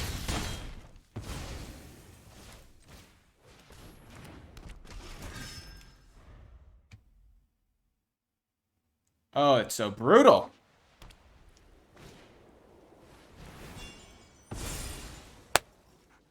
Oh, that's so rough. I can't believe it.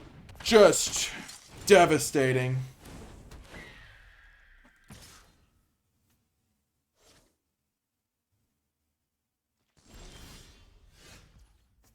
Okay, so I have 5 attackers. They have 4 blockers. They have 4, 8, 10, 12. So if I buffed... Yeah, it's not good enough. Shoot. I think I play the Herd Gorger, though.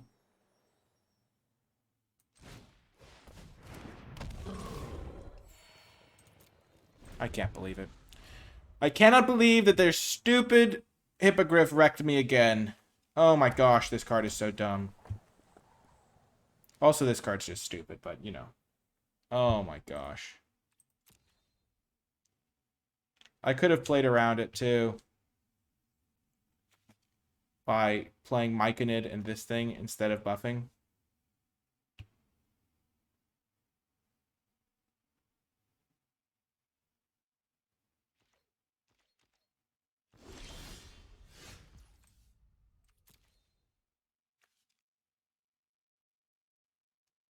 Okay, so they have a functional 6 extra life. So they're at a functional 7.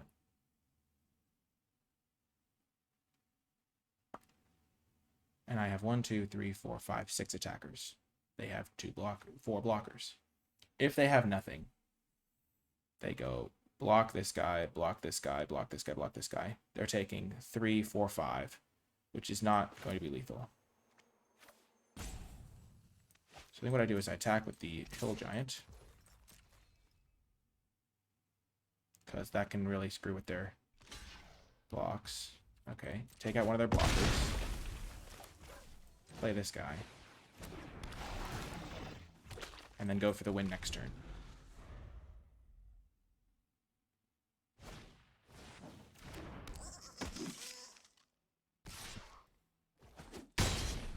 How can they possibly attack here?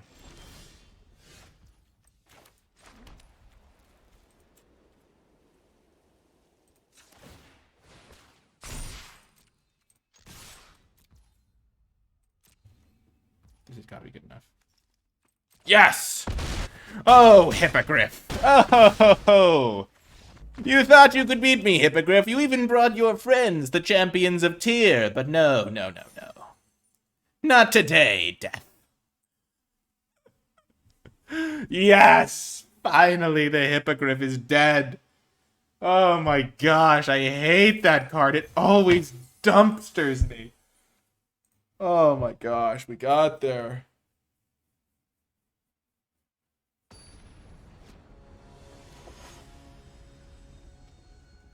Six and 2, chat. Who believes?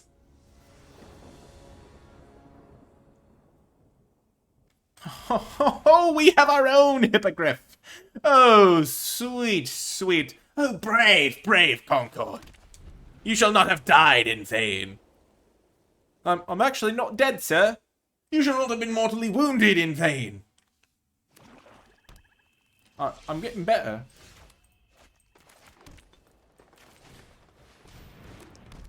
Fun fact. Oh, I guess this isn't a griffin. It's a hippogriff. 'Tis but a flesh wound.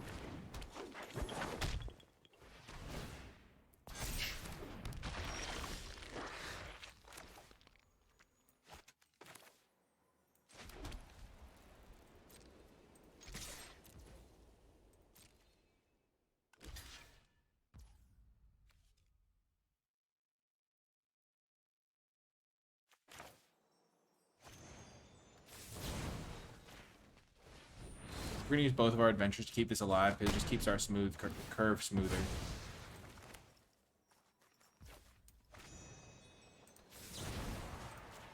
And also makes the buff. It makes this thing. This is gonna make our Hippogriff into a 4/3 flyer next turn.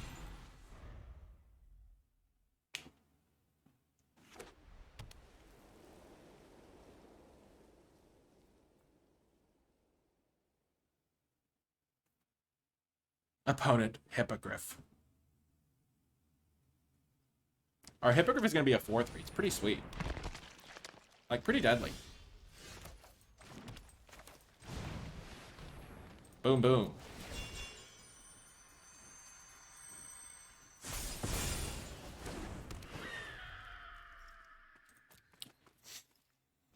Hooked on a feeling, bum ba dum bum. Bum bum bum bum ba-dum. No, the sewer plague. The Hippogriff is down. Man down. Man down. I'm really liking Portable Hole. It's actually doing some work.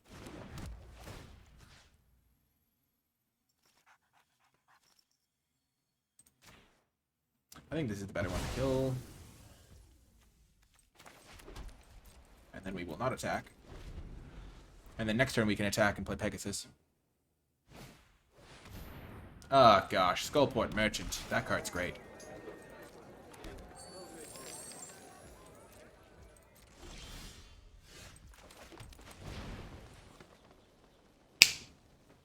Yeah. Bum. No! Pegasus Guardian, why? The humanity, please. I'm gonna have to kill the Merchant. It's gonna draw too many cards otherwise. Okay, Myconid.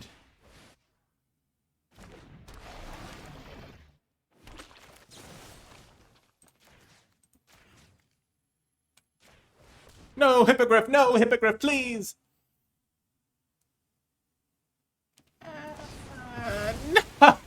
No! Why? Why, cruel world? That's horrible. That's horrifying. Wrecked. And now they get to... Why would they do that? I don't understand. This is just disappointing. It will instantly die. But that will fuel the Pegasus Guardian if I raise it from the graveyard. Oh, you're kidding me. Oh no.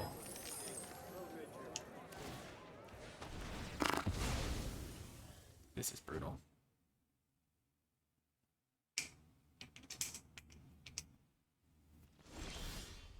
Yes.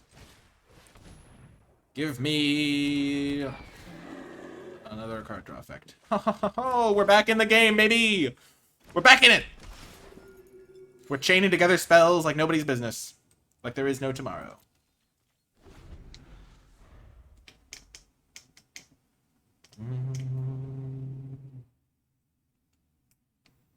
Okay, folks, let's not bash on wizards. That's not very nice to do. Treat others the way you'd like to be treated. And I know that if I was designing cards, I wouldn't want people bashing on me. Especially because it's hard to do. And there's definitely, like, people try new things and all sorts of stuff.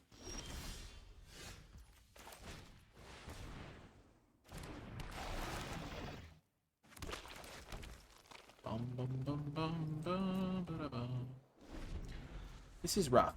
They have a lot going on. Let's just say that much.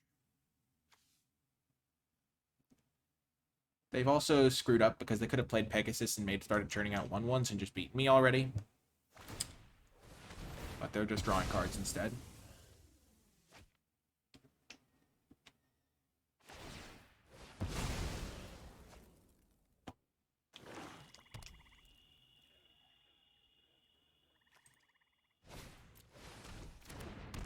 Okay, their deck is actually legit sick.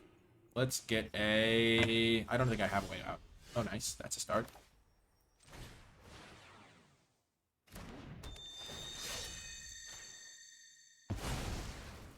Their deck is just going off.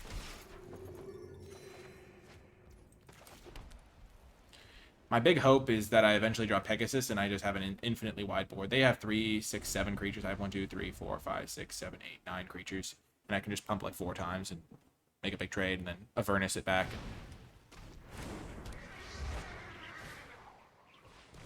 Oh, that's pain. That is pain. Ouch. That got me deep. Right in the... Oh my gosh, what are they doing? I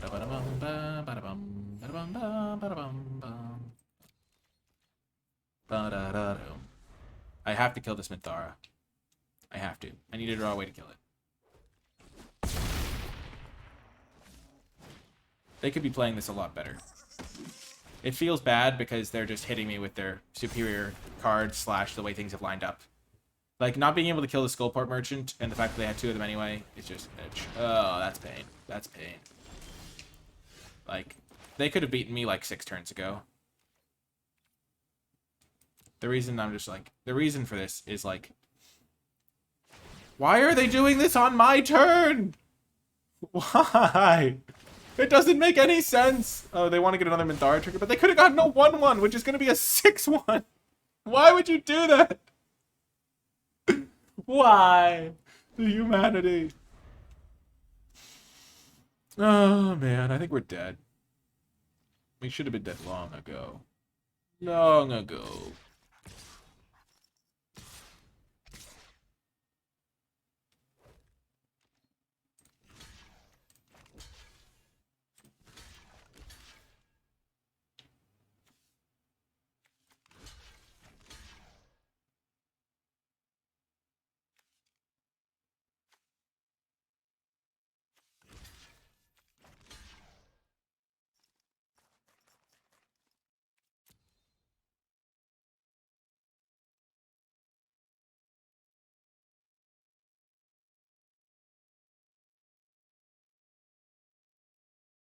Maybe I should have traded slightly differently, because I think my best out is to draw the Avernus card.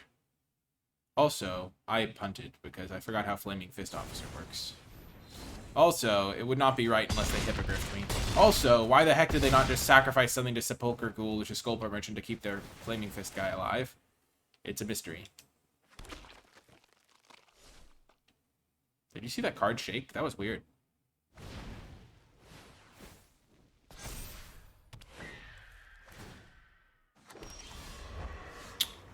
Yep, that's what happens when you draw... They drew... Not only did they draw way more cards... Oh, they didn't? What? How did I not... Oh, I kept up in card draw. That's crazy.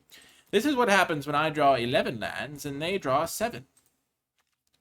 The game is not balanced. I drew 1 less card than them, but I drew 4 more lands, and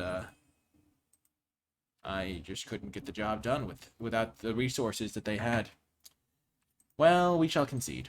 We tried our best, but the lands really can hose you. That's generally the leading cause of my defeats, I'll be honest. Which sometimes makes it less fun to play, where it's like, okay, I played well every time, and I just lost because I drew badly. But I also do make misplays, so it's fun to improve. But yeah, 6-3. Nice little run. And I was really happy with how I played, how I built the decks, and all of that stuff. If you made it all the way to the end of this video and you were watching on YouTube, remember to hit that thumbs up button. It does help the video succeed. And subscribe to the channel for more content. I really do like seeing that subscriber number go up, so it's free to do and just makes another human being feel good. And also, it'll help you find my videos in the future. If you did make it all the way to the end of the video, in the comments section and down below, leave hashtag get hippogriffed, because we got hippogriffed a lot. Or you can leave hashtag Avernus hype, because Avernus was a very hype card in our deck, and it was super fun to play with, and one of my favorite cards in the set. And yeah, so leave hashtag Avernus hype or hashtag got hippogriffed to let me know you made it all the way to the end of the video, or leave both. That would be cool as well. The Unicorn was clutch. Avernus was clutch. I was really happy with how we built things. Guardian was good. Owlbear, great. Hippogriff, bestial. Guiding Bolt, not a card I think I will run back in the future. Portable Hull was fine. Pretty solid against things like the Soldier of the Overwatch. Chwinga came in super clutch. That was awesome. And, yeah, I really like this guy. Really happy it wheeled, too. But yeah, and Patriarch's Humiliation, pretty cool card, especially against recursive stuff. Anyway, if you do want to support my content, you can do so via Patreon, patreon.com/NicolaiBolas. You can access some cool rewards and also just help me continue making content. There's a link to that in the description. You can also find links to my merch store, my Twitter, where I post whenever I post a new video. You can find links to the NicolaiBolas Discord, my articles, all that in the description down below. And yeah, thanks everybody for tuning in on Twitch. You can find that linked in the description below as well. But yeah, that's going to do it for this video. I hope you enjoyed it, and I'll talk to you next time.